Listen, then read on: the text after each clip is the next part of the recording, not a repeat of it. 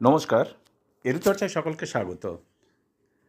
আমরা জানি পার্শ্ব শিক্ষকগণ দীর্ঘদিন ধরে দাবি জানিয়ে আসছেন সম কাজে সম বেতনের।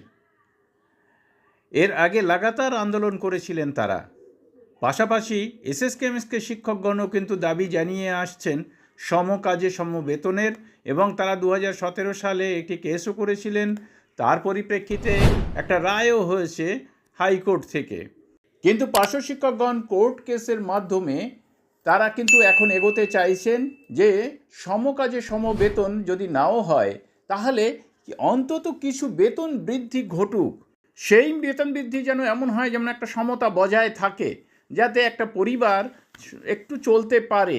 বর্তমানে যে বেতন দেওয়া হচ্ছে সেই বেতনের চাইতেও যেন একটুখানি বেতন বৃদ্ধি হয়। অনেকেই এই দাবি করেছিলেন যে 18,000, 21,000, প্রাইমারির জন্য 18,000 আর উচ্চ প্রাথমিকের জন্য 21,000 মিনিমাম বেতন দেওয়া হোক। কিন্তু রাজ্য সরকার হাইকোর্টে জানিয়ে দিয়েছে হলফনামা তাদেরকে দিতে হবে কদিন পরে। তো সেই হাইকোর্টে তারা জানিয়ে দিয়েছে যে প্যারা টিচারের বেতন বৃদ্ধি করা সম্ভব নয় এই মুহূর্তে।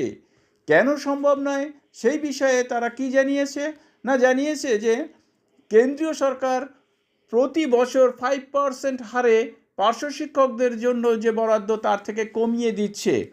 তার ফলে কিন্তু পার্শ্ব শিক্ষকদের বেতন বৃদ্ধি করা সম্ভব হচ্ছে না, এবং কেন্দ্রীয় সরকার যে প্রাপ্য টাকা সেই টাকা তারা দিচ্ছে না। সেই কারণে পার্শ্ব শিক্ষকদের বেতন বৃদ্ধি করা সম্ভব হচ্ছে না। এবং তারা এও জানিয়েছে যে অন্যান্য রাজ্যের তুলনায় কিন্তু পশ্চিমবঙ্গে পার্শ্ব শিক্ষকগণ অনেক বেশি বেতন পেয়ে থাকেন। এটা কতটা সত্যি বা মিথ্যে সেই প্রসঙ্গে আমি কিন্তু যাচ্ছি না।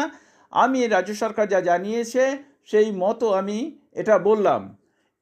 এর পাশাপাশি কিন্তু এসএসকেএমএসকে শিক্ষকগণের একটা আশা ছিল যে পার্শ্ব শিক্ষকদের বেতন বৃদ্ধি হলে হয়তো এসএসকেএমএসকে শিক্ষকদের যারা 60 অপশন নিয়েছেন তাদের অন্তত বেতন বৃদ্ধি হবে।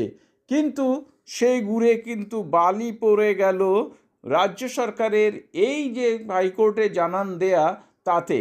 এবং হলফনামা দিয়ে তারা কি জানায় সেটা হচ্ছে পরে দেখা যাবে। কিন্তু এই মুহূর্তে তারা যা জানিয়েছে তাতে কিন্তু কোনো আশার আলো দেখা যাচ্ছে না বেতন বৃদ্ধির। সকলকে ধন্যবাদ জানিয়ে শেষ করছি। ভালো থাকবেন, সুস্থ থাকবেন।